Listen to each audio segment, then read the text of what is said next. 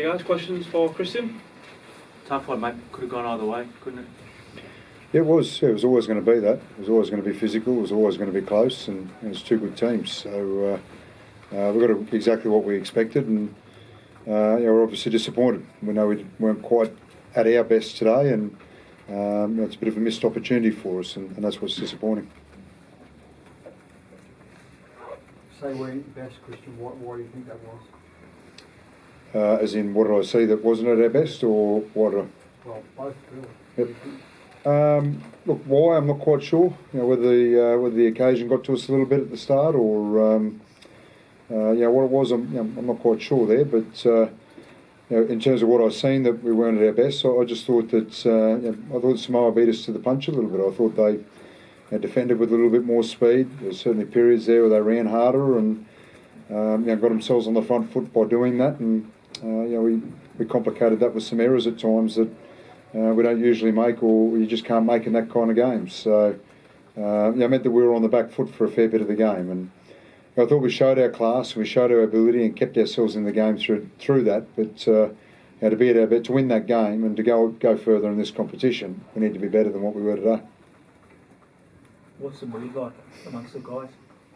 Oh, it's as you'd expect it to be. It's extremely disappointed. And, there's a lot of proud guys down there that are extremely proud of who they play for and who they represent when they put on a Tongan jersey, and it means a lot to them. And that's why you see that fight at the end, and that's why you see the effort to try and win the game at the end there. And and it's as disappointing as what you'd expect it to be.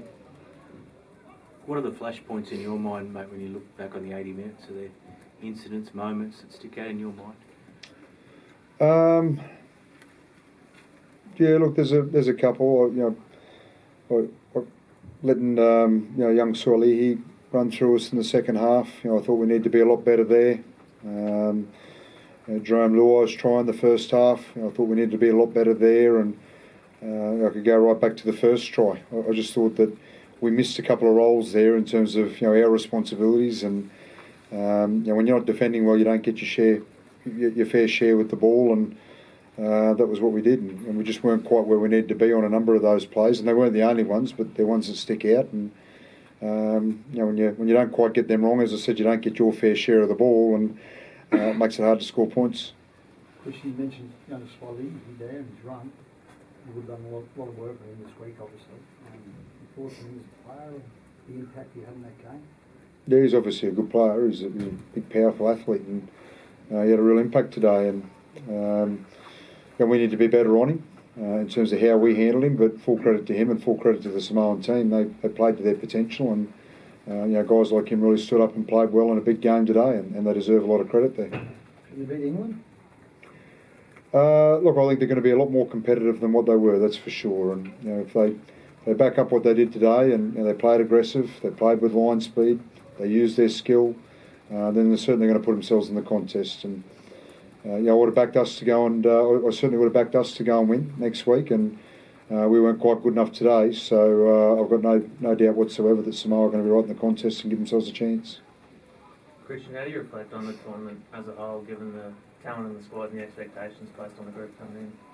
I feel like we underachieved a little bit. I think we certainly expected of ourselves, and forget expectation externally. We expected from ourselves that we were going to be playing in semi-finals, and we've come up a little bit short there. And we wanted an opportunity at the big games. We got the opportunity of a big game today, but we certainly wanted more of that. And as I said, for that reason, I think we've fallen short of our expectations on ourselves. Richard, do you take a little bit of pride in the fact that what you guys did in 2017 sort of inspired and paved the way for what Samoa and a lot of players pledging their allegiance to play for them? What you guys did in 2017 inspired that? I think it's something we can take a lot of pride from, yes. And on the back of 2017, International Rugby League certainly in a better place, and it's certainly more competitive, and that's something to really look forward to going forward. And it doesn't take away our disappointment. We know what sort of squad we've got together. We know what we're capable of, and we just haven't quite reached those heights this tournament. And we've got to learn from it. You learn more from losses, and we've certainly got a lot of things to think about and a lot of things to learn from going forward. You've got a lot of young guys that come into the squad as well now in this World Cup. You must think the future is pretty bright, pretty strong. Been a strong Tongan side for a long time. Yeah, I think so. Yeah, and we're a little bit younger and a little bit new this tournament from what we were 5 years ago. And if the World Cup was last year, we probably would have been a couple more older heads in there. I would have thought, but the young guys coming through are exceptionally talented and really exciting. And we've seen a glimpse of some of those guys. You go back to our first game against PNG, Tolu Kola did some really exciting things, and young Isaiah Katoa, he'll be unhappy with himself over the first try today, but he got himself back into the game. He defended really well after that, and he's only going to get better. He's an 18-year-old bloke who hasn't played first grade yet, so he's going to get better. He's going to get a lot of experience out of this game, and I think he's a real player to keep an eye on going forward. And they're not the only ones. There's a lot of young guys in there, and it is exciting. It doesn't take away the disappointment today, but it is exciting, and we're not quite sure what's next. And I know there's some plans for international footy next year and international windows and things like that. Where we sit, we're not quite sure just yet, but what I do know is the future's bright, and we'll certainly have strong teams going forward. Can you just tell us, Tyree has been studying his HSC? He has been, yeah. He's had his exams while he's been away, Yeah, it's a really good sign of the kid and what sort of kid he is. He's been really diligent. He's got a really good professionalism about him as a football player. He's got a really level head on him.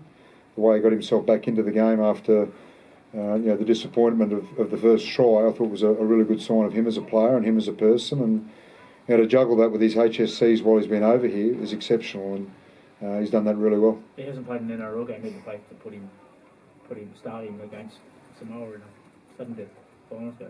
Yeah, I had faith in him from what he's shown me, and what he's shown from the day he walked in terms of the confidence he's got in himself and the way he carried himself within the group, and the way he trained and prepared, and that all gives us confidence. So I've got no doubt whatsoever that was the right decision, and he's certainly going to get better going forward.